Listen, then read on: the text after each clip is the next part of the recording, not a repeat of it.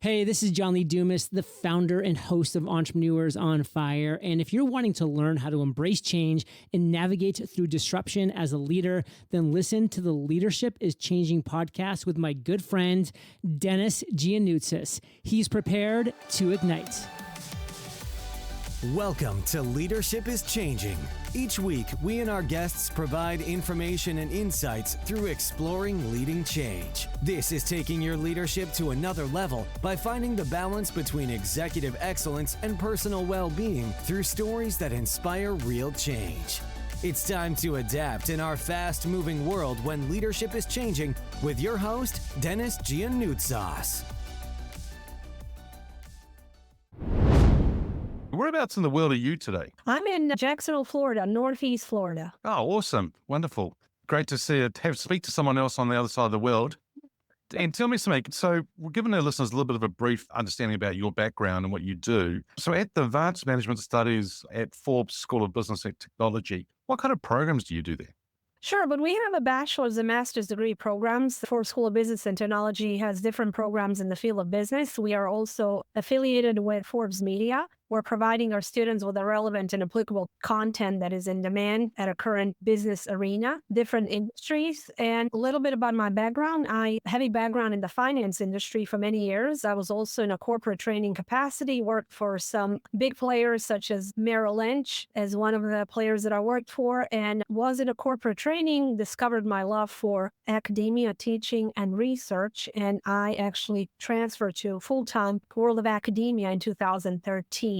I'm also a global researcher at heart, and I've done research ventures across several different continents. Haven't been to Australia, New Zealand as of yet. Now talking to you, I'm inspired to visit and maybe do some research there as well one day. Oh, that'd be awesome. Wonderful to have you come to this part of the world. And I noticed that in your bio also you talk about the Center for Women Leadership. Tell us a little bit about that. Yeah, Advanced Management Studies is one of the divisions of the Forbes School of Business and Technology, and we have our MBA flagship program. We have our only PhD program within the Forbes School of Business under that particular division. And we also have the entire Center for Women's Leadership. We opened the center in the year of COVID, June of 2020, and we have three different activities, set of activities. We are mentoring students and alumni. We are doing community chats, workshops, main events. And we had so many prominent speakers. We even had some former presidents as our keynote speakers with the Center for Women's Leadership. We are open to all of our members, folks that are not our members, ladies and gentlemen. We also have gentlemen that come in and talk about different issues that are facing women in the workforce. So we do a lot of research pertaining to women in leadership. Oh, awesome. That's very good. And amazing how you launched that in the midst of COVID and the pandemic, and that's very good. And I see that you've published over 20 plus peer-reviewed journals, but also you've been the co-author of a book on perception. Tell us a little bit about that. Yeah, my co-author, Dr. Diane Hamilton, who's a syndicated radio hostess, and she's also a prominent researcher in the field of behavior analysis. She's also one of the Thinkers 50, one of the really bright minds in today's world of business. We used to work together, and we were actually jokingly tease each other that we would go into a particular meeting, we would leave that meeting, and we would have a completely different perception of what took place. So we were teasing each other. I was always a bit more pessimistic, and Diane was always a bit more optimistic. And we were trying to decipher, it was fun. Why am I hearing one thing and she's hearing another, and the same person's talking to us? And that's how we started digging into different variables that are impacting human perception. And we were focusing on the world of business in particular, but we touched upon some concepts that are applicable, not just for the world of business, but everyday life. It's amazing how we as human beings have our different lenses or filters on our ears, and we pick up different things. And yeah, it's always good to have different people's perspectives to understand, what did you actually hear? Yes. Yeah. But you know what, listeners, actually, first of all, you have to listen to be able to actually understand something or hear something. Hey, there's a clue, listen first. But then there's also being able to interpret things as well. It's very interesting. Maja, this is all fascinating as well about the research and about what you've been doing and so forth. So how did you get into leadership? When I was in a corporate training capacity, I started creating and leading some of the training programs.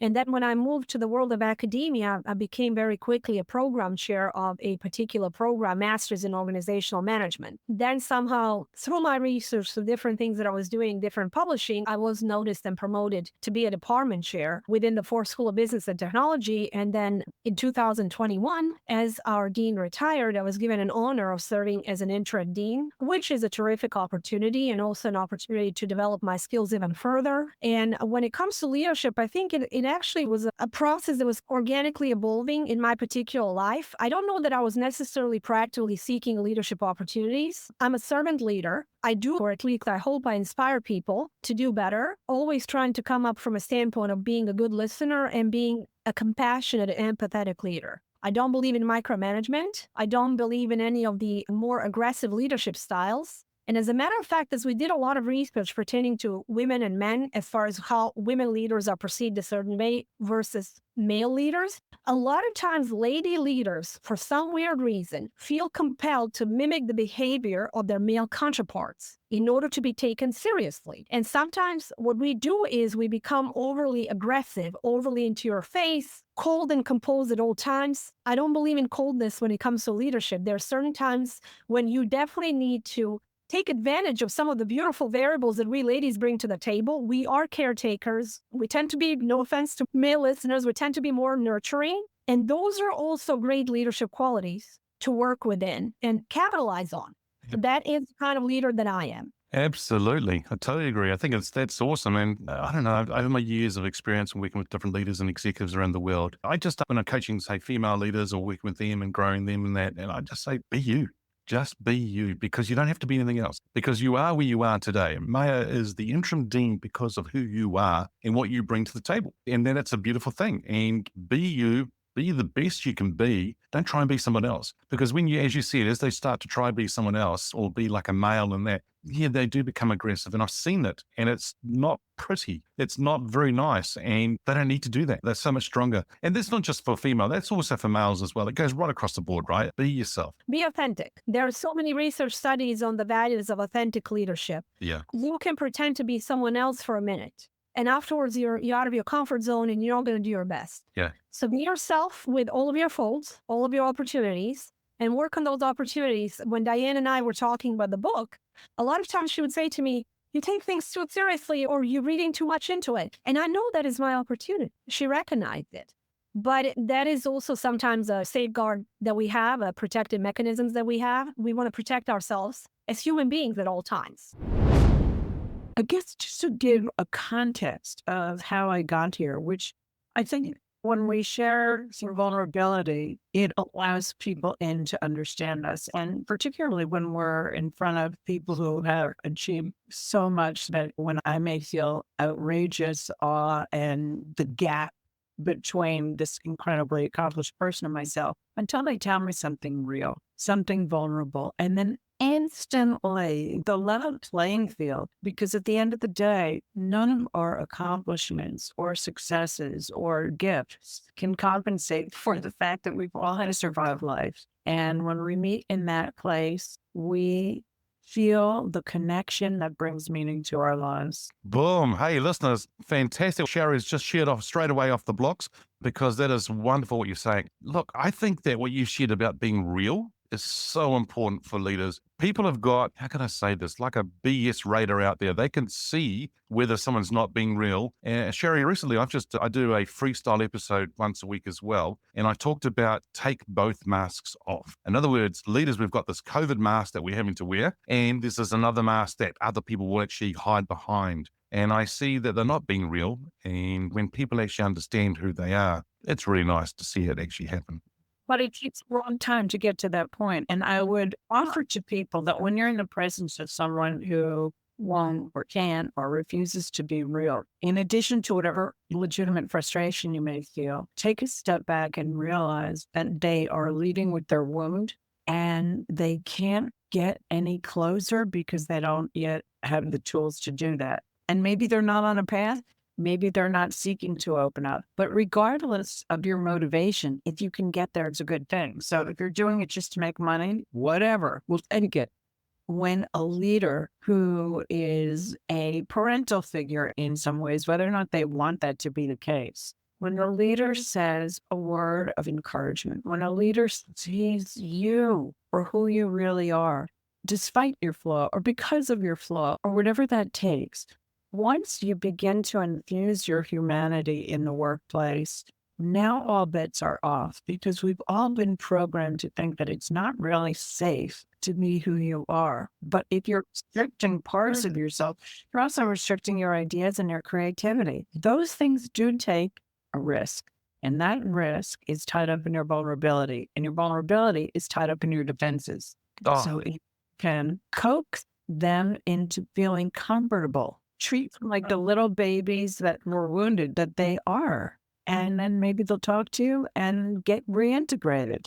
Very good. So, Shari, I see that a lot of people, they tend to get a hang up about the word networking. In other words, going out and meeting new people and relationships. What you've just been sharing, is that one of the reasons why people have a hard time or feel uncomfortable about meeting new people and networking? I also think, and I had a visceral reaction to the word networking when you said that as well.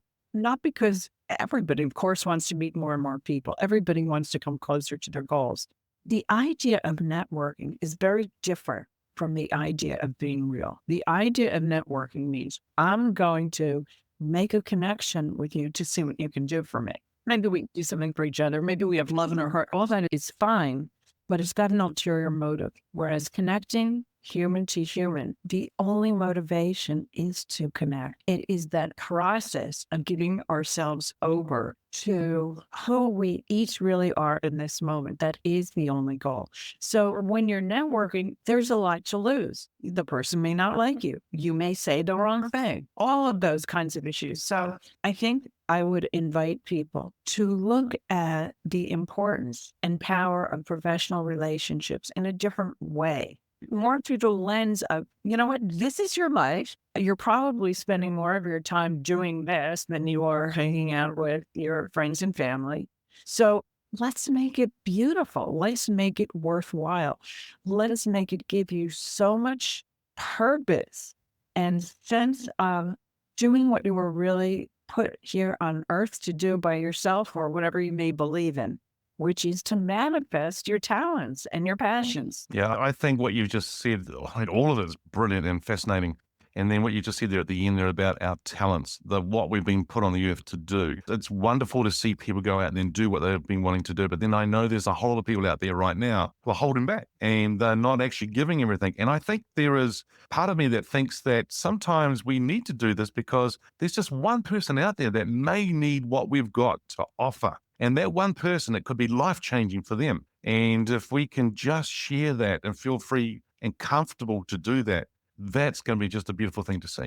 I agree. And I would also open up that idea to extend it to this. That person out there that just needs to hear this word of encouragement may not be a person who has never trusted themselves, never manifested anything, just be under the blanket crying. That person might be me at a certain moment during a certain day. Because there's no there that you arrive at and then you're good. Mm-hmm. Ongoing work. Life is still going to keep happening. You're going to have disappointments and losses and grieving and joys. And we can't control, nor should we expect that everything is going to go smoothly.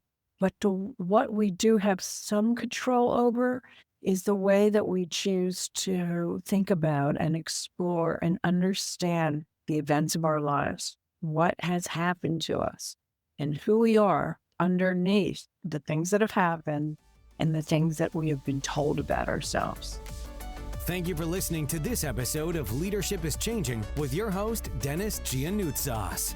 Each week, we and our guests provide information and insights through exploring leading change, inspiring executives and leaders to adapt and lead a bigger game in a fast-moving world.